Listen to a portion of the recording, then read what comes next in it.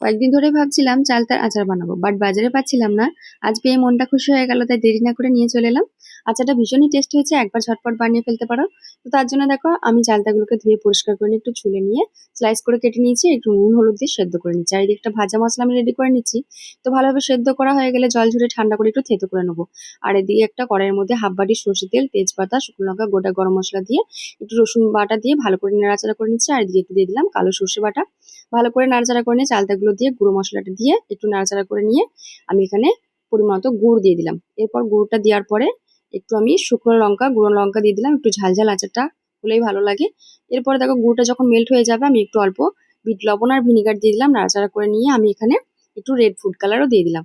Red food কালারটা দিলে কি হবে, একটু বাজারের মতো লুকটা আসবে, যেভাবে আমরা দোকানে কিনে খাই ঠিক সেরকম লাগবে। তোমরা না চাইলে নাও দিতে পারো। তো টেস্টি আচার রেসিপিটা আমাদের একদম রেডি হয়ে গেছে। তোমাদের কেমন লাগলো কমেন্টসে জানিও, আর ভালো লাগলে লাইক করে দিও। বাবা।